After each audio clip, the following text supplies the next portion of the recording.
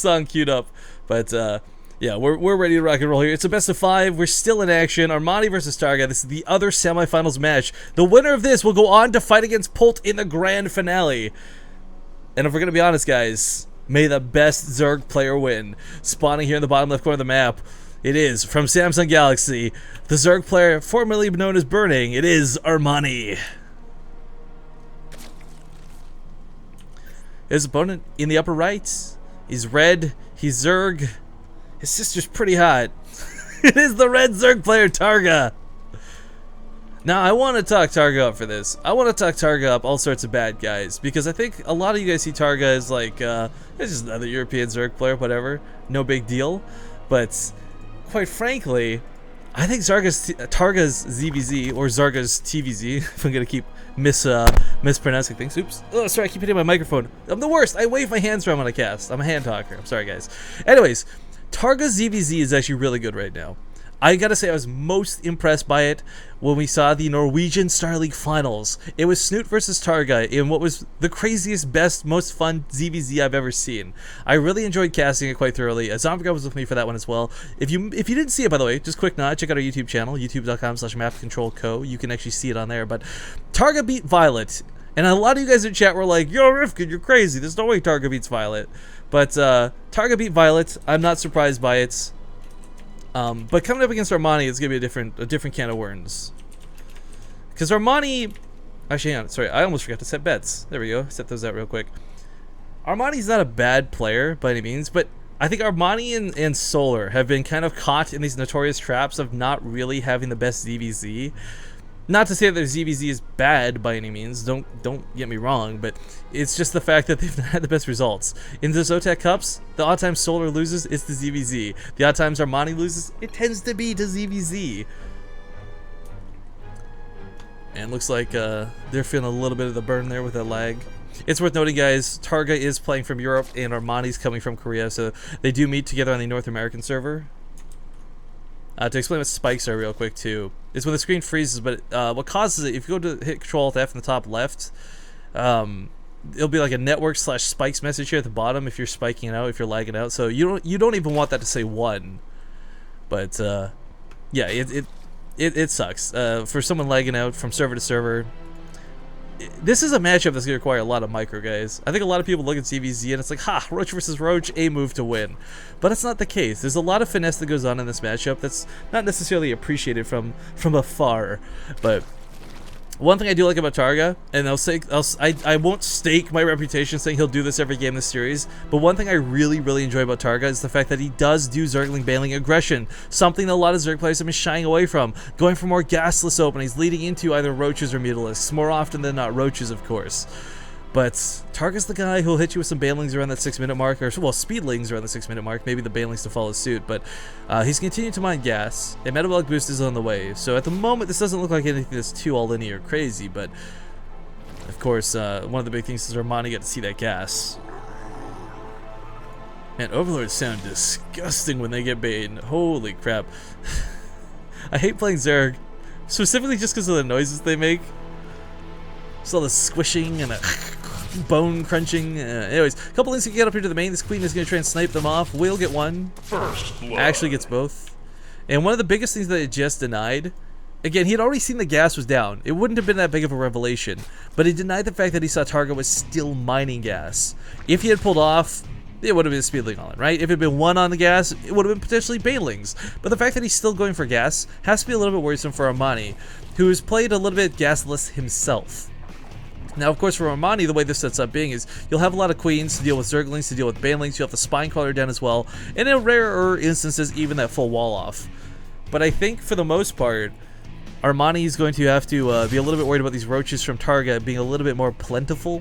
He's got the gas count for it. Both players are going to be struggling for minerals in the early game. No one's really comfortable until they take that third. But because he didn't go for...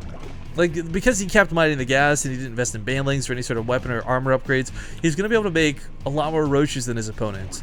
Now, if TargA is actually going to go for a bust, that could be a bit troublesome. Armani is going for the lair right now, and I'm waiting to see that 4th gas for Mutas, question mark? Alright, might not be the case. with 3 gases, you can certainly do double upgrades, get Galil Reconstitution going, but this sort of fast forward to tech, I think might cost Armani a little bit. So he is going to be going for roaches himself, but look at this, 14 coming out of TargA. The only thing TargA could do a little bit differently to make this, I guess, go more better in the opening is move a queen forward to snipe off the overlord so more spine crawlers don't come down. Oftentimes, what you want to do to stop these sort of earlier roach pushes is just slap down a couple spines. I think 5 if it's a magic number. Someone wants to correct me on that, but yeah, you're going to need a pretty good chunk of them to actually hold off a full-on roach attack like this. And the overlord does see this coming, so Armani's not going to panic, but he will have to start making roaches here ASAP. He moves the spine crawler up a little bit further, and he's got a lot of transfuses. This spine crawler should live through a couple of these roach volleys, but again, this is so many roaches that are coming way before his opponent. And behind this, we got Baneling Nests coming up. We got some Zerglings made, 20 new ones coming up for TargA, and these are going to flood the field with the front lines. Now he's actually just going to bust through this. This is kind of cool. I like this. The downside, though, is once you do go for this, I mean, the changelings are going to, or not changelings, sorry, the broodlings are going to pop out of this. Can you imagine if changelings came out of a building? Like, what would that be about? But broodlings are going to come out of this. And this is not going to get much easier to deal with. But as the Banelings get through the front lines, the roaches are actually choking them out. A little bit awkward as they go off on absolutely nothing. But as they get into this choke, they're going to start colliding on a lot of these roaches, which are clumped up. The spine crawler goes down, and now TargA busts through these units that have almost no HP due to those Banelings. He's got way too much here at the front lines. We got Zerglings flooding in behind this. Another spine crawler does go up, but the Banelings can take care of that pretty quickly. However, they go off on a ton of the drones. Massacres with green and goo everywhere. And he's going to try and hold this with some drones on hold position to plug that wall. But as the spine crawler goes down, the roaches will not be dealt with. And even though we got 9 roaches about to pop out of here for Armani, TargA has already done an insufferable amount of damage. The drones of the natural are completely eradicated at this point. The roaches on the ramp are just pushing through. And even the roaches on the low ground can't compete because they're being dealt with by the Zerglings. TargA has gotten very aggressive here in game number 1. And even though Armani looks like he may hold this off, he's going to be so far behind. Because look what TargA did behind this, guys. He droned his own layers on the way, and while these roaches might have speed, who cares about moving faster if you've got numbers on your side? TarGA's still looking pretty strong. All the drones have been pulled off this. We don't have any more production, no more income from Armani, and he is struggling to hold the lines. This is probably the best way this could have played out for TargA, honestly. He did a great amount of damage here, and as I said, Armani will clean this up. But he's left with 22 drones to 42 of his opponent. He's got upgrades granted going for him in both Galil Reconstitution and weapon damage, but there's no way he can retaliate. There's 5 roaches scurrying across the map, but even a small amount of roaches and queens could hold this off.